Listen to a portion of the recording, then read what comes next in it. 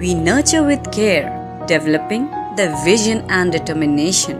We shape the future of the nation. We are Great Men International School.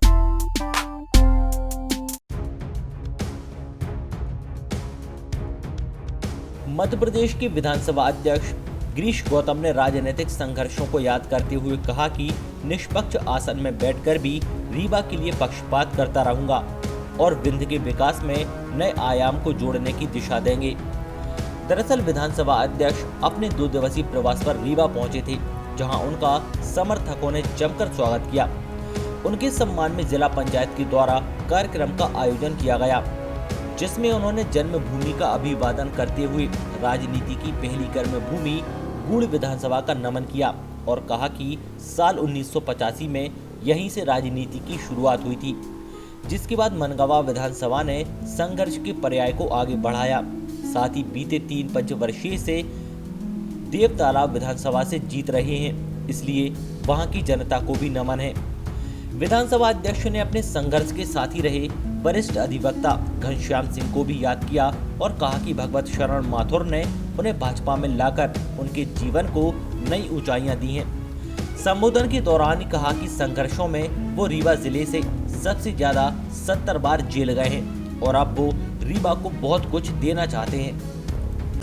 महामृत्युंजय की कृपा से, शिरौला के हनुमान जी की कृपा से, देवतालाब भोले बाबा की कृपा से ये जीवन स्वस्थ रख करके आपकी सेवा में मुझे अवसर मिला, इसलिए मैं उनका भी स्मरण करता हूँ।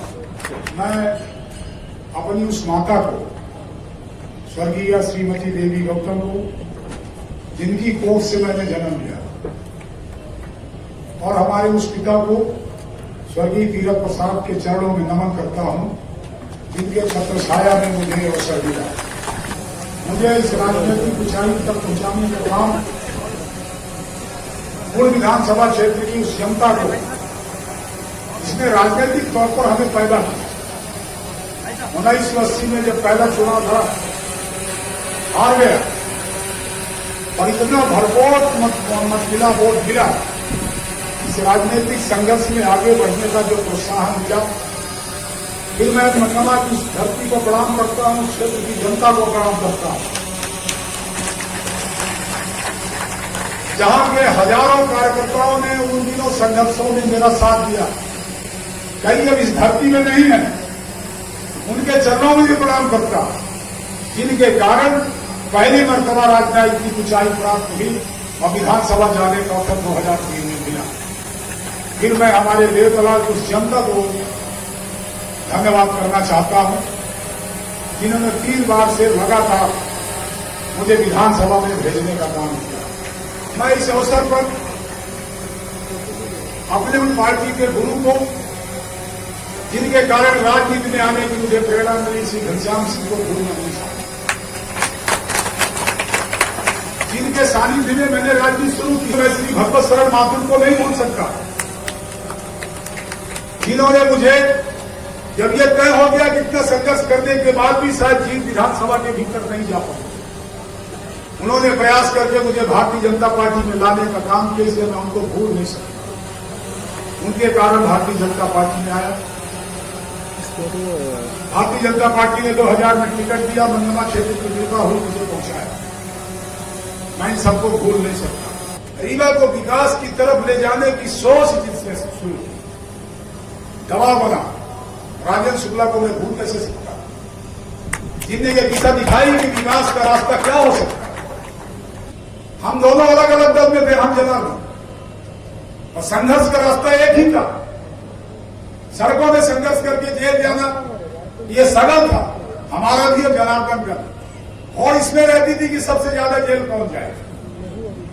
और बड़ा भाई होने के नाते, हालांकि उन्होंने इमरजेंसी में 19 महीना बिताया, परंतु सबसे ज्यादा बार जेल जाने का रिकॉर्ड मैंने भी कायम किया, 70 बार से ज्यादा संघर्ष था।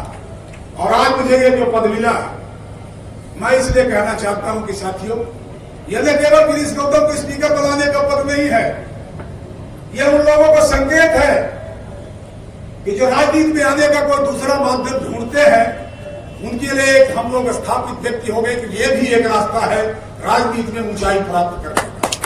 ये उदाहरण इस बात हमारे बड़े भाई नागेंद्र सिंह, हम दोनों एक ही पंचायत के हैं, दोनों विधायक हैं, और शायद मध्य प्रदेश में हिंदुस्तान में कलेक्टर साहब वो पहली ग्राम पंचायत होगी जिसमें 3 गांव है। हमारा गांव करौदी, दादा भाई का जरहा और एक गांव की सिरगमा, और तीनों से विधायक हैं। ये शायद पूरे देश में पहली ग्राम पंचायत। हमारे विधानसभा में जब मुझे चुना गया तो मैंने एक बात कही वहां, मैंने कहा कि जिस पद पर मुझे बैठाया गया मुझे निष्पक्ष होना पड़ेगा। एक पक्ष राजेंद्र जी का है, श्यामलाल जी का है, पंचूलाल जी का है, नागेंद्र सिंह जी का है, और एक पक्ष दूसरा पक्ष है जिसके अभय मिश्रा है। और मुझे यह कहा गया कि आप निष्पक्षता से काम करो। तो मैंने वहां भी कहा था, मैंने कहा था कि निष्पक्ष हूं, इस कुर्सी में बैठने के बाद निष्पक्ष होगी, क्योंकि अभी मुझे जो पेश किया अभय जी ने एक न्याय करने का तराजू पेश किया है, और शायद उन्हें उम्मीद लगाई होगी कि इससे न्याय में करूंगा, और उस तराजू वाली महिला की आपकी पट्टी बंधी है कि न्याय में आंख खोल करके करूंगा। मैं आपको ये कहूंगा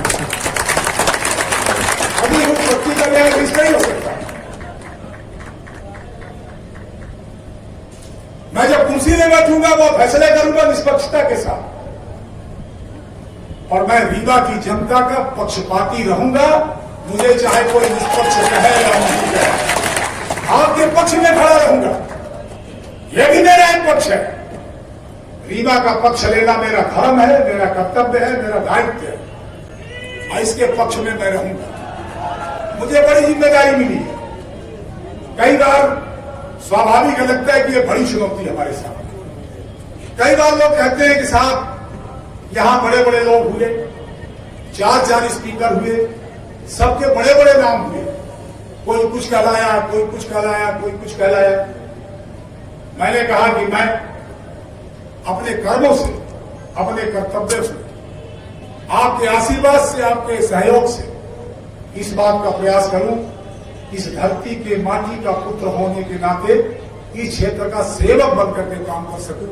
ये मैं आपसे प्रार्थना करता हूं। मैं इस क्षेत्र का सेवक बनकर के निकलना चाहता हूं, सेवा करना चाहता हूं। उस कुर्सी में बैठने के बाद ऐसा लगता हो कि मैं रीवा के साथ पक्षपात करता हूं, तो मैं इस आरोप को स्वीकार करता हूं। मैं पक्षपात करता रहूंगा, इसमें कोई दो राय नहीं। मैंने वहां भी कहा, मैंने एक बात कही थी, मैंने ये कहा था कि न्यायाधीश है या कलेक्टर है या IPS है, ये सभी कुर्सियों में बैठते हैं और कहीं न कहीं न्याय करते हैं। न्यायाधीश तो और पक्का न्याय करते हैं, पर क्या न्यायाधीश अपने माता पिता को भूल जाता है? क्या न्यायाधीश अपने परिवार को, अपने संबंधी को भूल जाता है? हम कुर्सी में बैठने के बाद जब मेरे पास प्रकरण आएगा, उस प्रकरण का निराकरण निष्पक्षता से करूंगा, और अपने माता पिता को, इस मातृभूमि को, आप सबको भूल नहीं सकता हूं, चाहे जो कुर्सी में जाए। जिस मातृशक्ति से आया हूं मैं, जिस भारतीय जनता पार्टी ने मुझे अवसर दिया, उस संगठन के नेताओं को, हमारे मुख्यमंत्री शिवराज सिंह चौहान को, जिनके कारण मुझे टिकट मिला, जिनके कारण इस कुर्सी का प्रस्ताव हुआ, उनको कैसे भूल सकता हूं? नहीं भूल सकता। अरे मैं भूला तो मुझसे बड़ा कृतज्ञ कोई नहीं होगा। और इसीलिए मैंने कहा, मेरे सामने कोई चुनौती नहीं है, मेरे सामने स्वयं की चुनौती, मैं खड़ा हूं मेरे सामने। बड़ी जिम्मेदारी। कई लोगों ने कहा कि बड़ा बोझा आपके कंधों में आ गया। हमने कहा बोझा आया, इसमें दो राय नहीं। 100 किलो का 1 क्विंटल का बोझा आया है, और इसमें कंधे भी तो ज्यादा आए। राजेंद्र शुक्ला जी का कंधा है, जनार्दन जी का कंधा है, नागेंद्र सिंह जी का कंधा है, श्यामलाल द्विवेदी का कंधा है, पंचूलाल का कंधा है, प्रदीप पटेल का कंधा है, KP त्रिपाठी का कंधा है, दिव्यराज सिंह का कंधा है। इतने कंधे तो भारत में आप हल्का हो, थोड़ा थोड़ा बांटेंगे तो हमको कम भार आएगा। बाधा लाभे, इस दिशा में हम सबको मिलकर के काम करने की आवश्यकता है। अरे ये पक्षपात माना जाएगा, वैसा पक्षपात मैं बार बार करूंगा। मैं आपको वचन देके जाना चाहता हूं। समुद्र के मंथन से 2 चीज निकले, एक अमृत निकला, एक जहर निकला। अमृत देवताओं ने चखा और जहर कहते शंकर जी को पीना पड़ा। मैं कहता हूं कि इस राजनीति में, जनतंत्र के भीतर, लोकतंत्र में हमें ऐसा मंथन करना चाहिए कि अमृत निकले जो जनता के कल्याण का काम करे, और जहर नहीं निकले तो बेलम निकले जो सांप के जहर को मारने का काम करे। ऐसे मंथन की आवश्यकता है। हमारे राजेंद्र जी ठीक कह रहे थे, अब वो मंत्रियों की पकड़ हमारे पास है। अब महावत की भूमिका में हूं तो महावत का काम क्या, अंकुश में रखना। और ये जो हमारे भारतीय जनता पार्टी के विधायक, पार्टी के कार्यकर्ता और पार्टी के पदाधिकारी बैठे हैं, ये सब लोग आपके कल्याण का काम करने वाले हैं। हमारे जनपद में बैठे हैं, सरपंच से लेकर के तमाम लोग। रीवा से अर्पित पांडे, सागर टीवी न्यूज।